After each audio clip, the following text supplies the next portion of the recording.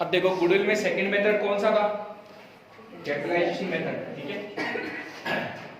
Capitalisation method में आप goodwill calculate करेंगे, कैपिटलाइजेशन मेथड पूंजीकरण विधि,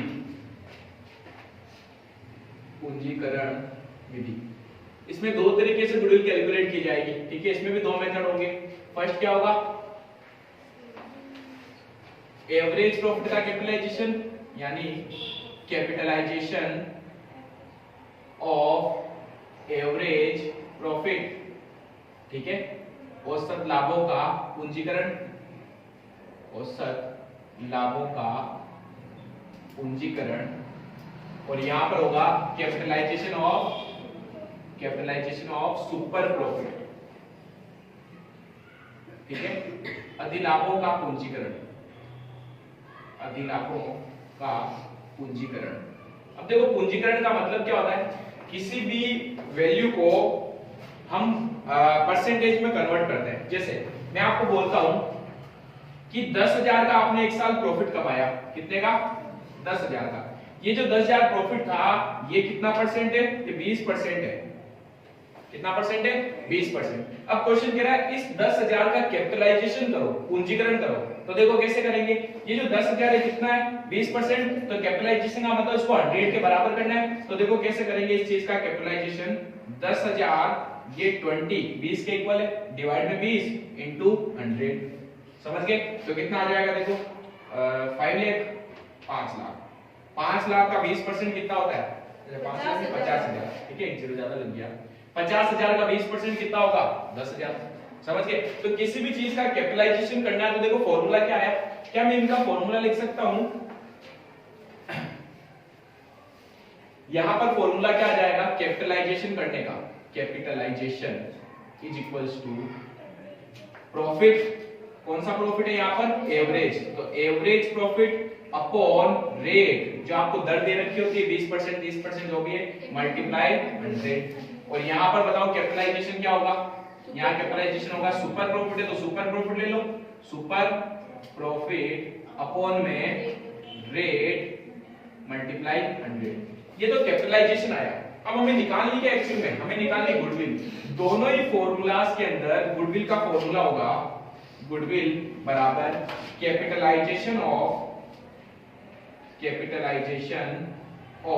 प्रॉफिट।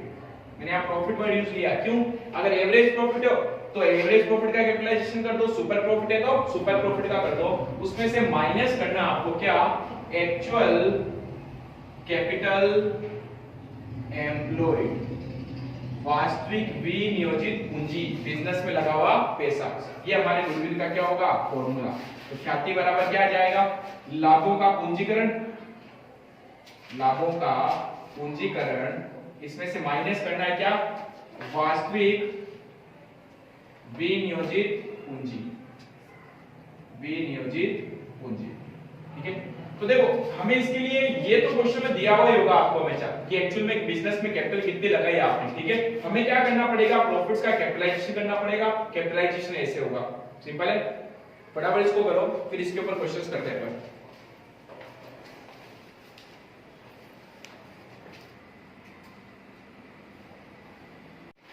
अब देखो इसके लिए कभी कभी आपको क्वेश्चन के अंदर सुपर प्रॉफिट निकालना पड़ सकता है। सुपर प्रॉफिट का फॉर्मूला क्या निकाला लास्ट में, actual average profit minus normal profit, वो अपन पढ़ चुके हैं, ठीक है। अब आइए आप डायरेक्टली क्वेश्चंस में, इसका जो क्वेश्चन दिया हुआ है वो है आपके पास पेज नंबर, आइए 82 पेज नंबर पे क्वेश्चन नंबर 8, ठीक है। रीड करना, क्या लिखा बेटा दोस्तों,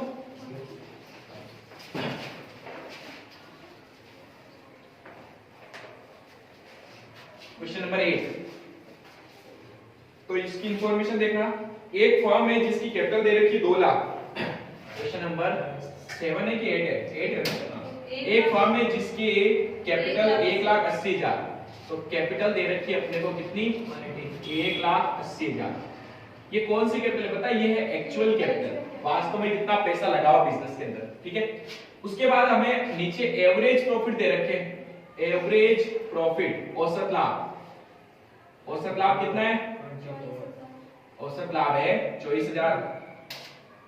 फिर आपको नीचे लिखा हुआ है नॉर्मल रेट, नॉर्मल रेट यानी सामान्य प्रत्याय दर, सामान्य दर कितनी है ये है 12%।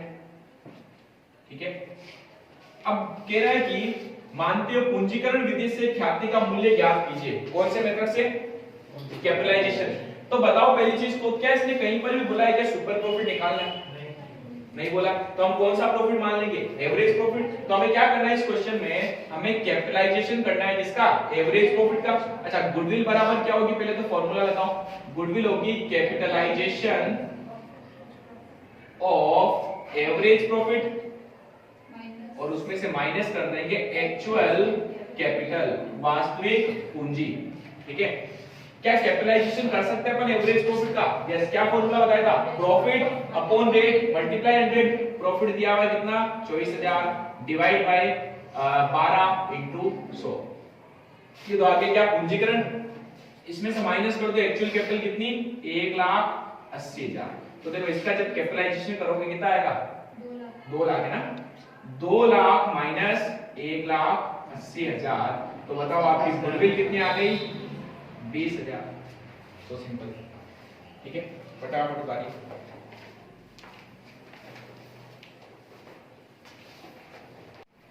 अब देखो 9th क्वेश्चन रीड करना। अगर आपको क्वेश्चन में जो प्रॉफिट्स दिया हुआ हो उस प्रॉफिट में से अगर मैं आपको बोलूं कोई खर्चा था जो लेस नहीं हुआ, तो आपको पता है सबसे पहले क्या करना है? उस खर्चे को लेस करना है। जैसे अगर मैं आपको प्रॉफिट दे दूं कि आपका प्रॉफिट हुआ इतना, इसमें से अभी तक पार्टनर्स की सैलरी लेस नहीं करी, तो सबसे पहले काम क्या होगा? इस पार्टनर की सैलरी को लेस करो और जो प्रॉफिट आएगा ना वो आपका एक्चुअल प्रॉफिट होगा। इस क्वेश्चन में ऐसा ही पॉइंट है। ठीक है। तो देखो इस क्वेश्चन में क्या दिया हुआ है? क्वेश्चन नंबर 9 में ए और बी फर्म में पार्टनर्स हैं जिनकी कैपिटल दे रखी है, उन्होंने बिजनेस में कितना पैसा लगाया? कैपिटल दे रखी है इनकी 5 लाख। फिर आगे आपको नॉर्मल रेट दे रखी है 10%। 10% की दर से क्या कमाते हैं? प्रॉफिट। प्रत्येक साझेदार का वार्षिक वेतन यानी कि salary of each partner, each partner का मतलब समझते हो? प्रत्येक साझेदार का वेतन, प्रत्येक साझेदार का वेतन। एक साझेदार की सैलरी 8,000 है, तो बताओ हमारे पास तो 2 पार्टनर थे, तो 2 पार्टनर की सैलरी कितनी होगी? 16,000। ठीक है। फिर आगे लिख दिया एवरेज प्रॉफिट, औसत लाभ कितना है? 80,000। और क्वेश्चन कह रहा है अधिलाभों के पूंजीकरण के आधार पर गुडविल निकालिए। तो देखो यहाँ क्या बोला उसने? कह रहा है calculate goodwill on capitalisation of super profit, यानी अधिलाभों का पूंजीकरण करना अपने को। तो क्या मैं कह सकता हूं मुझे पहले अधिलाभ निकालने पड़ेंगे? सुपर प्रॉफिट निकालना पड़ेगा अपने को। ठीक है। पर अब किस तरीके से सॉल्व करते हैं? तो फर्स्ट तो अपन फॉर्मूला लगाते थे गुडविल का। क्या फॉर्मूला होगा? Capitalisation of super profit. ये फॉर्मूला होगा। जब सुपर प्रॉफिट बोले तो सुपर प्रॉफिट ले लो, यानी कि अधिलाभों का पूंजीकरण, अधिलाभों का पूंजीकरण,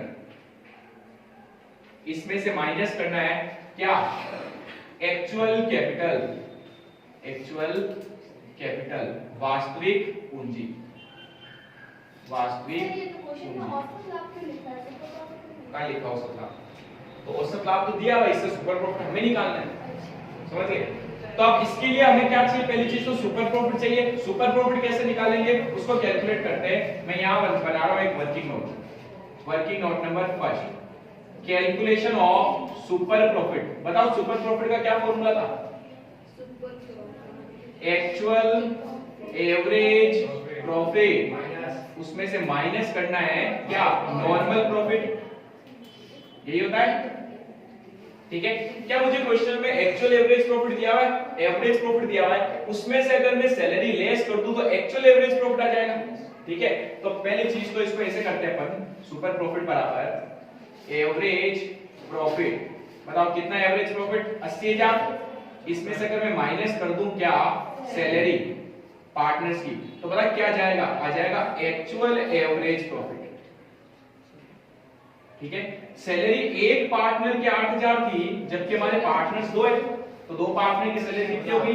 16,000 तो 64,000 64,000 क्या गया actual average profit. Actual average profit में से अगर मैं माइनस कर दूं क्या नॉर्मल प्रॉफिट तो बताओ क्या जाएगा सुपर प्रॉफिट। यही तो चाहिए।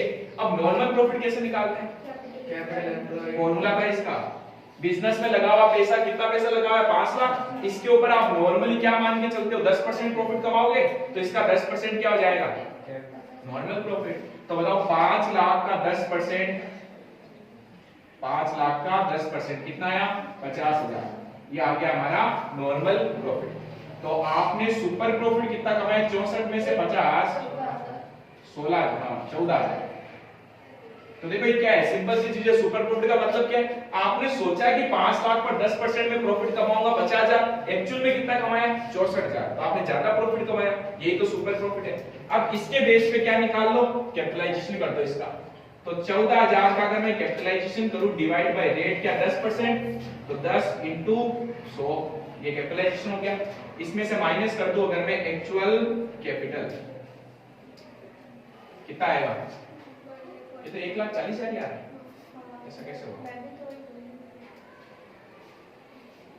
ये खाली ये तो नहीं एवरेज प्रॉफिट है ना सर अधिलाभों के पूंजीकरण के आधार पर ख्याति की गणना करो और यहाँ औसत लाभ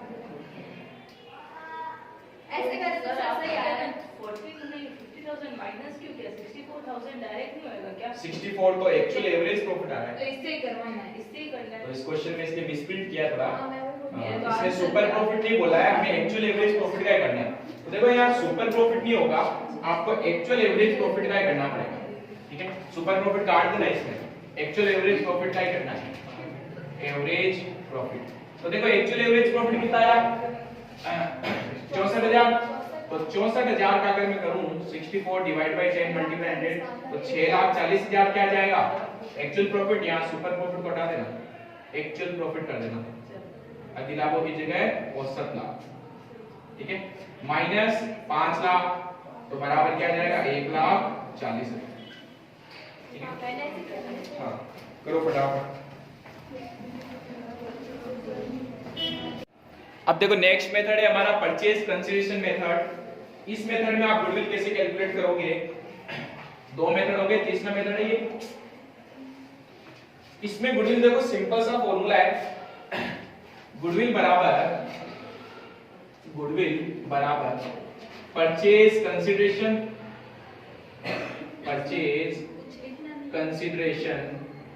माइनस नेट एसेट्स।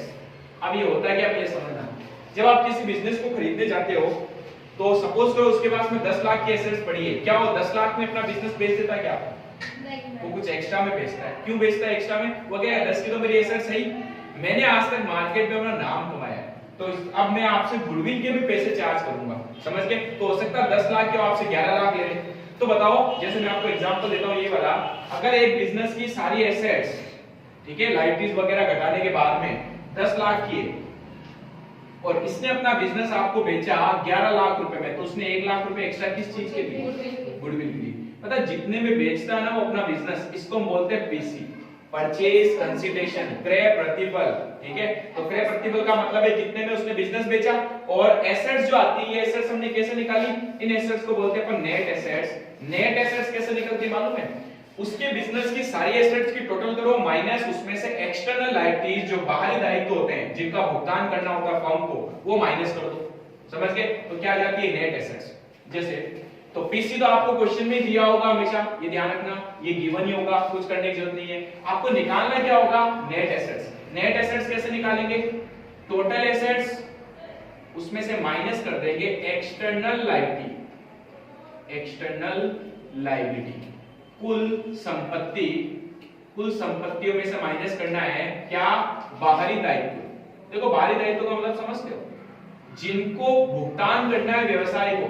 मैंने उधार में माल खरीद लिया क्रेडिटर्स बन गए मैंने लोन ले रखा है पेमेंट करना है लेकिन क्या कैपिटल बाहरी दायित्व होता है क्या वो तो आंतरिक है बिजनेस के मालिकों को पे करना है। तो मालिकों को जो चीज दी जानी है वो यहाँ नहीं आएगी सिर्फ बाहर के लोगों को जो पे किया जाएगा वो यहाँ पर आएगा ठीक है। तो ये हमारा फॉर्मूला बनता है। इसके ऊपर एक क्वेश्चन करते हैं फटाफट आइए। क्वेश्चन नंबर है आपका 13 ठीक है प्रश्न संख्या 13 देखो किस तरीके से इंफॉर्मेशन देगा। किसी व्यवसाय का क्रय प्रतिफल, क्या है ये क्रय प्रतिफल? पीसी, परचेज कंसेशन, यानी आपने किसी बिजनेस को खरीदा है 3.5 लाख रुपए में, इस बिजनेस की एसेट्स कितनी थी आपके पास? 4 लाख। तो देखो जो इंफॉर्मेशन दे रखी है कि ना पीसी आपको दिया 3,50,000, ये बिजनेस की आपके पास में एसेट्स आई कितने की? 4 लाख की, और इसके पास एक्सटर्नल लायबिलिटीज, बाहरी दायित्व कितने थे? 80,000 रुपए के। देखने से पता चल रहा है कितने रुपए गुडविल है। 30,000। तो क्या कह सकता हूं, मुझे इसके बिजनेस से नेट फायदा कितने का होगा मालूम है? 4 लाख तो मेरे पास एसेट्स आई, लायबिलिटीज भी तो आई, तो मैं अगले को क्या बोलूंगा, भाई मुझे तो तेरे बिजनेस से 3,20,000 का फायदा हो रहा है, तू मुझसे कितने ले रहा है उसके बदले? 3.5 लाख, यानी तू 30,000 ज्यादा ले रहा है, यही तो गुडविल है।